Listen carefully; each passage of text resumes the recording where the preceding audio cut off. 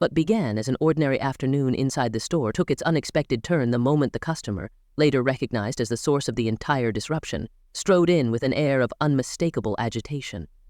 Her footsteps were sharp, clipped and purposeful, telegraphing irritation before a single word was exchanged. The staff at the front counter greeted her with the same warm professionalism they offered every patron, yet her expression remained fixed in a scowl as she pointed toward a display shelf with accusatory emphasis.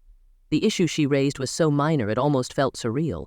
A product slightly misplaced, positioned one shelf lower than she believed it should have been. To her, this tiny variance was evidence of incompetence, neglect, or intentional disrespect. To the staff, it was simply a harmless oversight, easily corrected and hardly worthy of alarm. But the customer refused to see it that way. She leaned forward, tone sharpening like a blade, insisting that the error reflected a pattern of carelessness, though she had only been in the store for mere seconds. The employees attempted reassurance, offering to move the product immediately, even asking if she needed help finding anything else. Instead of easing, her agitation intensified, as if the very act of assisting her amplified her sense of grievance. Her voice edged louder with every response, drawing the attention of nearby shoppers who paused mid-step, sensing the brewing storm. The staff exchanged glances, brief, quiet, professional signals of mutual support, while continuing to address her concerns with patience. The more respectfully they spoke, the more she appeared to interpret their calmness as defiance. Her posture shifted, shoulders rising, chin lifting, preparing herself for a confrontation she seemed almost eager to escalate. Her words became increasingly dramatic as she framed the situation as an offense, rather than a simple misunderstanding. What could have been resolved in seconds stretched into minutes, as she lingered on the inconvenience, feeding her frustration with her own exaggerated interpretations. The tension thickened. People in line shifted uncomfortably, hoping the situation would resolve quickly, yet unable to look away. The rhythm of the store, normally smooth and routine, grew jagged around the edges as her frustration spilt outward, affecting the energy of the room.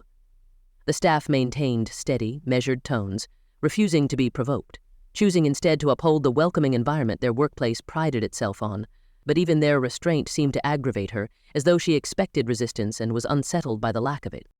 She began recounting imagined slights, claims of being ignored, overlooked, or disrespected, none of which matched the reality the staff had upheld since her arrival. Each new exaggeration tightened the emotional pressure in the space, drawing subtle nods of sympathy from onlookers who recognized the employee's efforts to remain composed. Even so, the woman persisted, asserting that the standard of service had fallen below acceptable levels, her voice rising just enough to imply authority she did not possess. A small crowd lingered nearby, some pretending to browse yet clearly observing every escalating moment. The atmosphere had shifted from casual commerce to silent witness, and the staff sensed the need to tread even more carefully. Her fixation on the minor shelf placement became symbolic, at least to her, of a greater perceived disrespect, transforming an innocuous detail into the foundation of an argument she was determined to win. And so the confrontation continued, rippling outward from a trivial point of origin and steadily gathering emotional force. As the customer's irritation swelled into outright indignation, the store's atmosphere changed in ways almost visible to the eye. Where there had been the calm hum of casual shoppers, soft conversations, and a peaceful routine, now hovered a barely contained tension that seemed to thicken the air. The woman's escalating frustration radiated outward like heat, affecting every person within earshot. Her tone, once merely curt, sharpened into sharp, punctuated bursts of displeasure, each word landing with an intensity that made even distant customers glance over. Her mannerisms grew increasingly animated. She folded and unfolded her arms, tapped her foot with impatient precision, and punctuated her criticisms with sweeping gestures meant to command attention. The staff's gentle attempts to de-escalate appeared only to fuel her irritation further, as though kindness itself offended her sense of dominance. Every calm response she received seemed to provoke her into raising the stakes, searching for something, anything, that might validate her indignation. Her breathing grew shallower, her movements quicker, her voice louder, creating a rhythmic pattern of rising tension that permeated the room. Nearby customers exchanged hesitant looks. Some widened their eyes in disbelief, others lifted their brows in silent sympathy for the employees. A few subtly moved their carts or stepped sideways, not wanting to be caught in the crossfire, yet unwilling to leave the unfolding drama. The atmosphere felt suspended, as though time had slowed around the confrontation, drawing more and more attention as her frustration reached new peaks. The employees continued their professional composure, but even their steady tones could not fully buffer the intensity she exuded. Her agitation carried an almost theatrical quality, charged, emotional, heavy with self-importance. She leaned forward, emphasizing each complaint with increasing force, insisting she had been deeply inconvenienced, though no incident of real consequence had occurred. The volume of her voice rose with every fresh objection, causing a ripple of unease among those close enough to feel the brunt of her indignation. Her eyes darted around the store as though searching for further evidence supporting her anger, each shift of her gaze carrying the expectation that others would validate her emotional narrative. Instead, onlookers offered cautious distance, unwilling to feed the tension but unmistakably aware of it. Her frustration, now fully inflamed, seemed to saturate the space, pressing down on the collective environment with palpable weight. Even background sounds, cash registers, conversations, distant music, appeared muted beneath the pressure of her escalating outburst. Her breathing became strained, her gestures forceful, and her insistence relentless as she continued to direct her growing dissatisfaction at the staff. Every second added another layer to the atmosphere, heightening the anticipation of what might come next, leaving the entire store caught in the emotional undertow of her rising frustration. From the moment the confrontation began, the employees carried themselves with a composure that contrasted sharply with the customers' escalating agitation. Their training and experience guided every word, every breath, every measured gesture. Even as the customers' frustration grew louder, sharper, more demanding, the staff refused to mirror the intensity directed at them. Instead, they planted themselves firmly in the steady ground of professionalism, understanding that their calmness was not just a tool for conflict resolution. It was the anchor, keeping the entire environment from spiraling into chaos. They exchanged brief, reassuring glances with one another, silent affirmations of shared resilience, each glance communicating support and stability in the midst of the mounting tension. A young employee at the counter, perhaps newer than the others, showed the faintest trace of nervousness in her eyes, yet her voice remained steady. She listened attentively, nodded politely, and responded with clarity and courtesy, even when the accusations thrown her way lacked fairness or logic. Her calmness was not passive, it was intentional. She understood that reacting emotionally would only feed the fire, so she stood firm, offering solutions and reassurances with unwavering patience. The more composed she remained, the more jarring the contrast became between the grounded staff and the irate customer. Another staff member subtly stepped closer, positioning himself nearby in case support was needed. He offered a calm presence without intruding, ready to assist but careful not to give the impression that the customer's aggressive behavior warranted escalation. His posture communicated readiness without confrontation. Meanwhile, a supervisor kept a watchful eye from a short distance, assessing the situation with seasoned awareness. She recognized the signs of an interaction that could intensify, but also trusted her team's ability to handle themselves with grace. The employees understood that the tension in the store could spread quickly, if not carefully contained.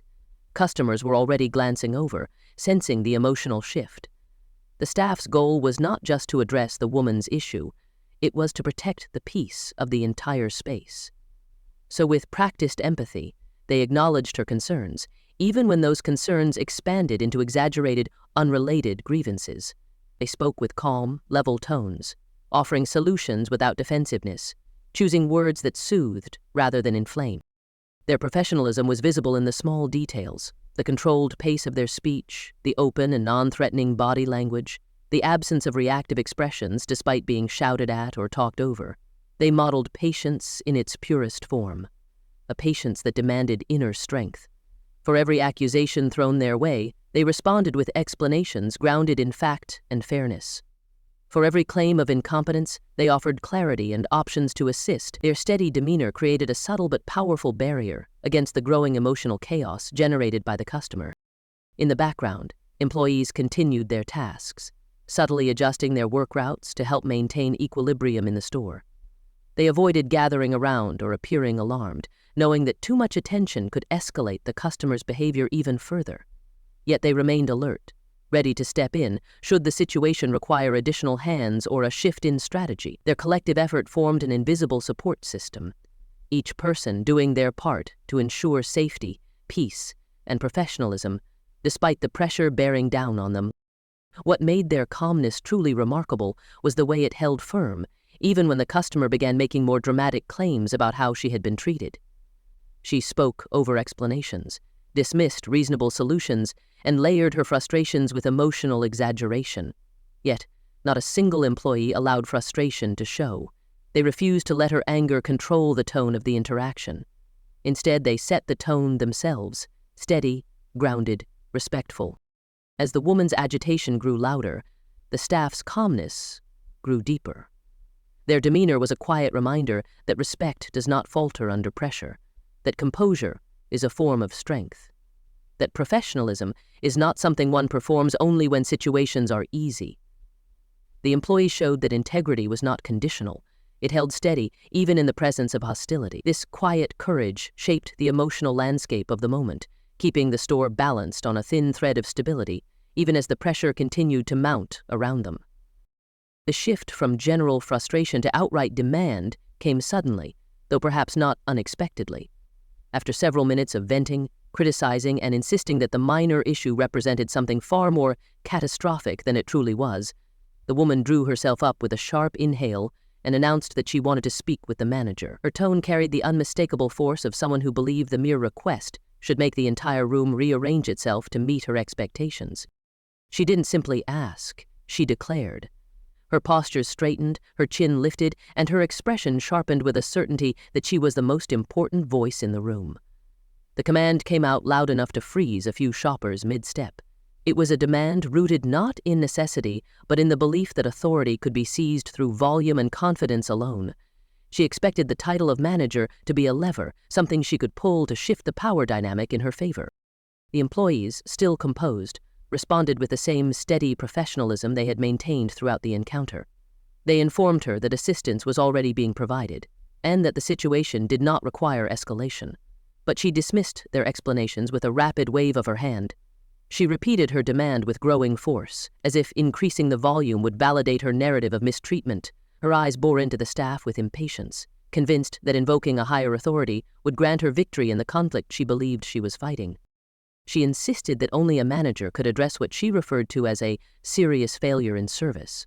The wording was dramatic, disproportionate to the small issue she had come in with, yet spoken with such conviction that she expected everyone around her to accept her version of events without question. Her voice rose further as she emphasized that she had been a loyal customer for many years, though no employee recognized her, and she had been in the store only a few minutes before the confrontation began. In her mind, the situation had evolved into something grander than a simple complaint. She spoke as though she were delivering a formal grievance, requiring executive intervention, highlighting her perceived entitlement with each pointed gesture. She believed she had reached the limit of what the current staff could provide, though the staff had already offered every reasonable solution. Yet she viewed these solutions as insufficient, not because they lacked merit, but because they did not come from someone she believed held enough authority to validate her feelings. The atmosphere shifted again as customers nearby exchanged new glances, this time tinged with anticipation. The demand for managerial involvement often signaled a turning point in such confrontations, and the onlookers sensed something significant was about to unfold. The tension, already thick, tightened further. Even those browsing in aisles just beyond view subtly leaned closer, curious how the staff would respond to the forceful declaration. The woman's demand carried a tone of triumph, as though she believed she had pressed the correct button to achieve control. She expected someone to rush out from an office, apologize profusely, and validate her anger with performative concern. She expected power to shift instantly in her favor. She expected the moment to mark the beginning of her victory. But the staff's calm response, steady and unmoved, suggested that her expectations might be met with something entirely different than what she imagined. The moment the customer issued her demand to speak with the manager, the atmosphere in the store shifted in a way that every onlooker felt immediately, even if they couldn't quite articulate why. People who had previously tried to mind their own business now found themselves irresistibly drawn into the unfolding drama. A subtle yet unmistakable current of anticipation drifted through the space, like the quiet before a storm that everyone knows is coming, but no one can predict the precise direction of. Shoppers paused with items in their hands, their bodies stilled in mid-motion as they sensed that the situation was approaching a threshold, one that once crossed would change the tone of the encounter entirely. Those browsing nearby shelves slowed their movements almost imperceptibly, pretending to check labels or compare products, while their attention remained firmly fixed on the rising tension at the front of the store. Even individuals who had just entered picked up on the emotional vibration in the air, their eyes flicking toward the customer and the staff as though guided by instinct. The air felt charged, as though the confrontation had evolved beyond a simple complaint and into something with narrative weight, something that demanded witness. Conversations tapered off, cartwheels rolled more quietly, the ordinary sounds of the store dimmed beneath the subtle hum of collective expectation. A few customers exchanged knowing glances, silent acknowledgments of the emotional threshold being crossed. Some looked sympathetic toward the employees, recognizing the strain of maintaining composure under the pressure of escalating hostility. Others watched with a kind of reluctant fascination that arises whenever a conflict unfolds in public. They didn't want to encourage it, but they couldn't entirely turn away. The customer's growing intensity, her authoritative posture, and her insistence on escalating the matter all signaled that the interaction was nearing a point of revelation or confrontation. The staff's response, calm, steady, and unshaken, only heightened the suspense. They did not scramble, they did not argue, they did not show fear or anger. This steadiness created an emotional imbalance that everyone could sense, an unspoken question hanging in the air about what the customer believed she was marching toward versus what reality was preparing to hand her. The longer the staff remained composed, the more obvious it became that something unexpected was emerging beneath the surface. The onlookers could feel it gathering momentum, like a quiet wave preparing to crest. One shopper standing nearby adjusted his grip on his basket, eyes shifting between the customer and the employee behind the counter. Another pulled out her phone, not to record but simply to check the time. Yet her gaze drifted back moments later, unable to detach from the gravitational pull of the unfolding moment. There was a tension so palpable that it seemed to tug at everyone in the vicinity, drawing their curiosity forward even as they maintained polite outward distance. Children accompanying their parents sensed the shift too, their natural sensitivity to emotional energy making them unusually quiet as they glanced between the adults. A few shoppers subtly stepped aside, clearing the immediate area around the counter, not out of fear, but because they sensed the moment was tightening and needed space to play out.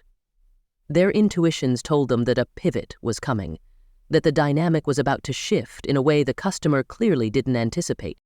What hung in the air now was not just curiosity, but a faint hum of suspense, an unspoken recognition that a story was unfolding, one with an inevitable turning point edging closer with every breath.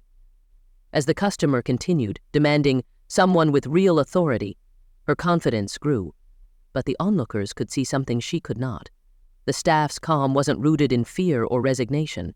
It came from a knowledge she didn't yet possess. The anticipation built, subtle yet unmistakable, wrapping the room in a silent countdown as everyone waited for what would happen when the person she demanded finally stepped forward. When the owner approached, the shift in the atmosphere was almost imperceptible at first, so subtle that the customer didn't notice it at all, but the employees did. A quiet wave of relief passed among them, not outwardly visible but present in their posture, their breathing, the softening around their eyes.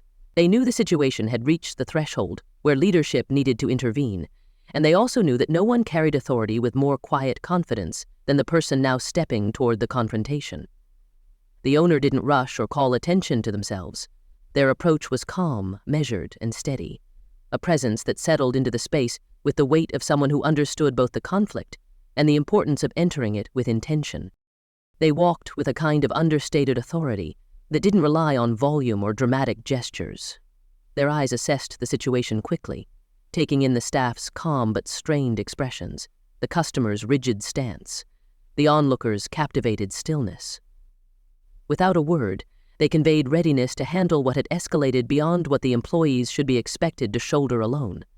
They did not interrupt immediately. Instead, they positioned themselves slightly to the side of the counter, where the customer, in her frustration, continued to vent without noticing the shift happening around her.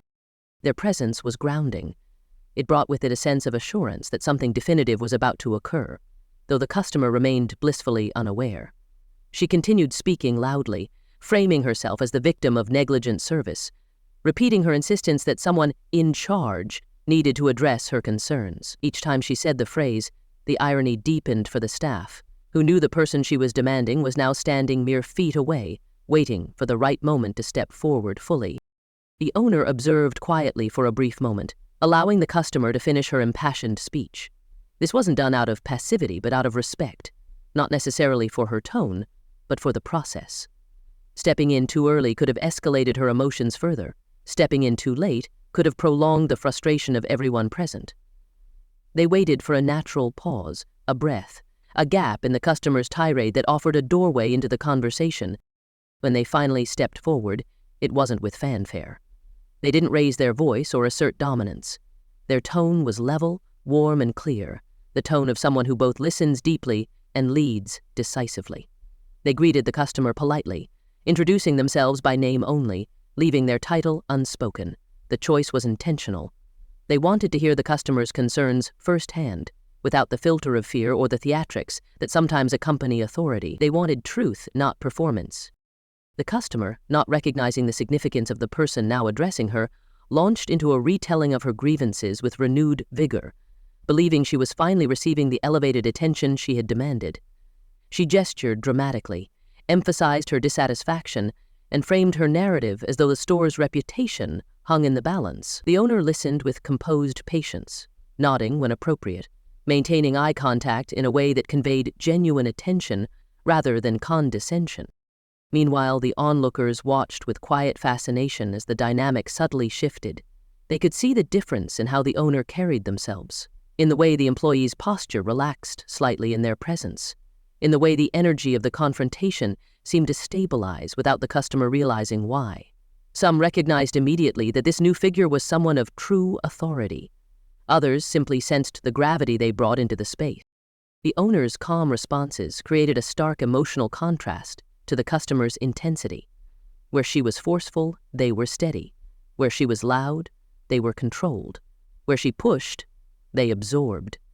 This emotional equilibrium held the moment in balance, creating a kind of quiet suspense as everyone waited for the inevitable reveal the customer had not yet seen approaching. The owner began to ask gentle clarifying questions, not to challenge the customer, but to guide her narrative into clearer territory. Their questions were thoughtful, measured, and designed to remove exaggeration without provoking defensiveness. They offered solutions without promising the impossible, acknowledged her feelings without validating her claims of mistreatment, and maintained a level of composure that slowly began to change the emotional texture of the entire interaction. Still, the customer pushed harder, insisting repeatedly that someone with real authority needed to take the situation seriously, completely unaware that the very authority she demanded was the one speaking to her at that moment. The staff knew. The onlookers suspected. But she remained locked in her assumption, certain she was escalating upward when in reality she had already reached the highest point of escalation available. The owner remained quiet about their role, not out of deception, but out of a desire to let the situation unfold naturally, to give the customer the opportunity to express herself fully before the truth was revealed. Each passing moment drew the situation tighter, every exchange threading anticipation deeper into the air, as everyone silently awaited the instant she would realize who she was actually speaking to. When the owner stepped closer, offering calm acknowledgement and inviting her to clarify her concerns, the customer interpreted their gentle tone as evidence of low status rather than leadership. She spoke to them with clipped impatience, repeatedly emphasizing that she needed someone higher up, assuming they were merely another staff member, incapable of addressing her demands. Her eyes skimmed over their presence without truly seeing them, focusing instead on the uniform, the simplicity of their approach, the lack of visible authority badges she imagined managers should display. She mistook their humility for insignificance, their composure for weakness, and their quiet confidence for inexperience. Each time the owner responded with steady professionalism, she doubled down on her assumption, believing she needed to pressure them harder to reach the person she thought would finally validate her anger. Onlookers exchanged subtle glances, some biting back quiet disbelief, others watching with a mix of curiosity and empathy, aware that the misunderstanding was growing wider with every word she spoke. Meanwhile, the owner listened patiently, absorbing her criticisms, offering balanced responses that only further convinced her she had not yet reached a figure of authority. The owner's expression remained calm, almost serene, as they took in the full scope of the interaction. Rather than reacting to her dismissiveness, they focused on understanding the emotional current driving her behavior, her frustration, her need for control, the way she clung to her assumptions as though they were shields. They observed her tone, her gestures, the escalating urgency behind her words, all while maintaining an unwavering steadiness that subtly influenced the energy around them. Their voice remained even, neither defensive nor apologetic, guiding the conversation back toward clarity each time she tried to twist it into something larger. They noted the employee's fatigue, the onlooker's quiet anticipation, and the way the entire room seemed to hold its breath in response to the tension. Through it all, the owner held themselves with the quiet authority of someone who understood both people and conflict, allowing the moment to unfold naturally while preparing to step into the truth of their role when the time was right. The customer's frustration intensified as she repeated her demands with growing urgency, convinced she was still speaking to someone without the authority to address her concerns. Each repetition carried more force, as though volume and persistence alone would bend the situation to her will. She insisted on escalation, unaware that the very person she sought had already been standing before her, listening closely. Her assumptions fueled her confidence, pushing her to restate her grievances again and again, certain she was climbing toward a higher tier of authority, when in reality she was circling the same ground. Onlookers felt the tension sharpen as her words grew more insistent, yet the owner's unwavering calm only deepened the quiet irony she couldn't detect. When the moment naturally opened, the owner finally chose to speak, with gentle clarity, offering their name once more, but this time pairing it with their true title. The revelation shifted the atmosphere instantly, though the customer froze before she fully processed what she had just heard. Her expression faltered, surprise flickering across her features as the reality settled in. The authority she had been demanding had already been present, listening with patience she hadn't recognized. The store seemed to exhale in collective stillness as the balance of the interaction adjusted, the owner's quiet honesty reshaping the moment without raising their voice or asserting dominance. The moment the owner's title settled into the air, something shifted so profoundly that even the ambient sounds of the store seemed to pause. The customer, who only seconds earlier had been speaking with forceful certainty, now stood utterly still, as though her own momentum had abruptly collided with an invisible wall. Her eyes widened first in confusion, then in dawning recognition, the kind that slowly erodes confidence one layer at a time. The expressions of nearby shoppers softened into a blend of curiosity and quiet satisfaction, not out of mockery, but from witnessing a long-building tension finally reach its pivot. The employees, still maintaining their professional composure, exchanged subtle glances, the tiniest hints of relief and validation flickering beneath their calm exterior. They had endured the brunt of her assumptions, and now the misunderstanding that had fueled the entire encounter was beginning to unravel right before everyone's eyes.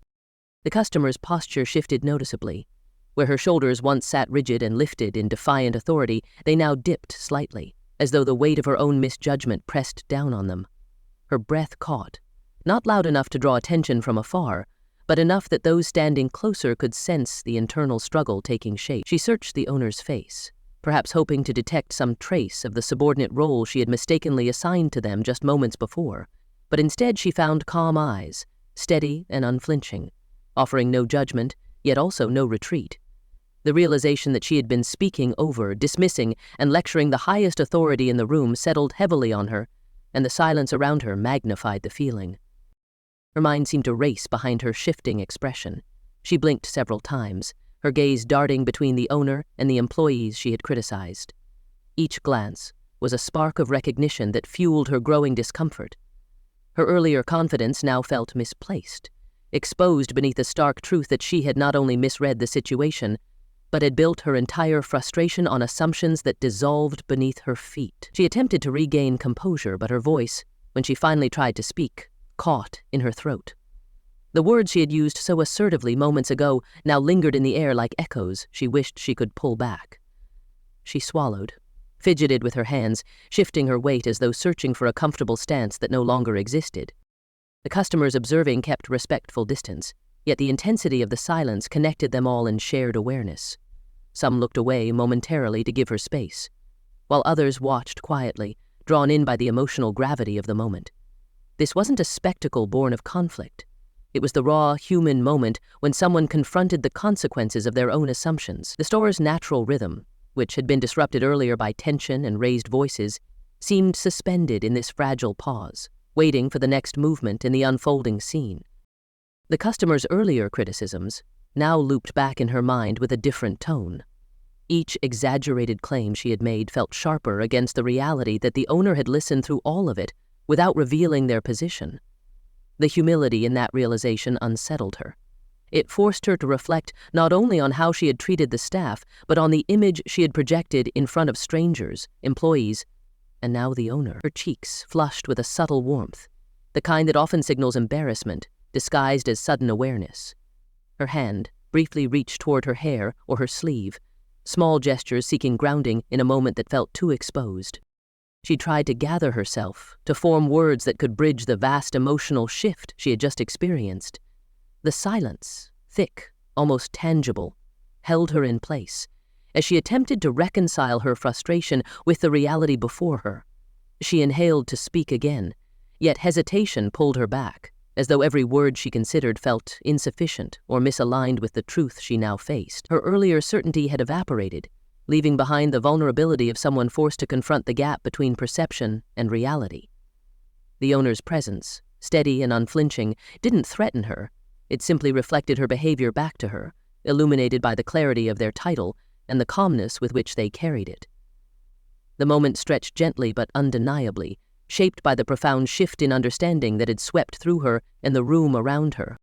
As the silence began to soften, the owner stepped forward with the same composed energy they had shown throughout the encounter, but now their role was unmistakably framed in truth. Their tone remained warm yet grounded, carrying the weight of someone who understood both the emotional tension and the importance of guiding the situation toward resolution. They spoke not to reprimand, but to clarify, offering measured explanations that addressed the customer's concerns without amplifying the conflict. Each word carried intention, not to diminish her feelings, but to realign the conversation with honesty and mutual respect. Their approach created a bridge, a way forward that neither dismissed her frustrations nor allowed them to override the dignity of the employees who had maintained professionalism from the start. The customer listened with a mixture of lingering embarrassment and a dawning recognition that she was being treated with more patience than she had offered in return. The owner's demeanor held a balance she had not expected, firm enough to establish boundaries, yet empathetic enough to prevent the moment from collapsing into shame. This blend of strength and understanding opened a subtle pathway for her to recalibrate her behavior. Her defensiveness, once thick and impenetrable, began to soften under the owner's steady guidance. She shifted slightly closer, her tone lower, her gestures small and subdued in contrast to her earlier bravado. It was clear she was trying to adjust, to realign herself now that the power dynamic she believed in had dissolved under the truth. Employees watched quietly from their places, their relief visible in the way their shoulders relaxed and their eyes softened. They trusted the owner's ability to navigate these moments with grace, knowing from experience that leadership was not only about authority, but about the ability to restore balance where conflict had disrupted it. The owner acknowledged their efforts with subtle glances, silent signals of appreciation for their restraint and professionalism during the earlier escalation. This acknowledgement strengthened the sense of unity among the staff, creating a collective grounding that contrasted sharply with the earlier chaos the customer's frustration had caused. The onlookers, sensing the shift from tension to restoration, began to relax as well. The atmosphere, once thick with anticipation, now felt lighter, more spacious. People resumed their shopping with quieter steps, though some continued to listen at the edges of the interaction, drawn by the gentle unfolding of resolution. The energy in the room no longer held the sharp edge of confrontation. Instead, it carried the faint, steady hum of empathy taking root. The customer, now far more subdued, lingered on the owner's words, each one offering a small but meaningful recalibration of the narrative she had built in her mind. Her responses became smaller, more tentative, as though she were stepping carefully across a floor she now realized was more fragile than she had assumed. The owner guided the conversation toward closure with firm boundaries that clarified what had truly occurred. They addressed the initial concern directly, offering solutions grounded in the store's policies and employees' consistent professionalism. But they also gently confronted the intensity of her earlier assumptions, doing so in a way that illuminated the importance of respect without casting blame. Their tone communicated that while customer concerns are valued, the dignity of the staff is equally protected. And that mutual respect forms the foundation of every productive interaction. This balance allowed the customer to absorb the lesson without being overwhelmed by defensiveness or humiliation. As she nodded subtly, her earlier intensity now replaced by quiet understanding, the space around them continued to ease. The tension that had once held the store in a tight grip dissolved gradually, leaving behind an atmosphere of restored calm. The customers who had witnessed the height of the confrontation now carried a sense of closure, recognizing that the owner's steady leadership had transformed a volatile moment into an opportunity for growth. The staff observed the shift as well, drawing reassurance from the reminder that their efforts were supported and reinforced by leadership that led with both compassion and strength. The customer took a slow breath, her gaze lowering slightly as she processed the clarity the owner had offered. The journey from frustration to understanding had reshaped her posture, her tone, even the pace of her breathing. The owner remained steady beside her, offering presence rather than pressure, guiding the final moments of the interaction with the same calm confidence that had held the space from the start. Before you go, if this story pulled you in, surprised you, or had you shaking your head at the twist, make sure you tap that subscribe button and join the growing A1 Storyteller community. Every new subscriber helps our channel rise and ensures you never miss another jaw-dropping confrontation or real-life moment packed with emotion and intrigue. If you enjoyed the narrative, hit like to let the algorithm know you want more just like it. Your support directly fuels future stories and keeps the channel thriving. And I want to hear from you. Drop a comment below and tell me what you would have done in this situation, or share a similar encounter you've witnessed. Your insights and stories spark the next great conversation. Don't forget to turn on notifications so you're first in line when the next twist-filled tale drops. Thanks for being here, for supporting the channel, and for helping A1 Storyteller grow into a community where every voice and every story matters.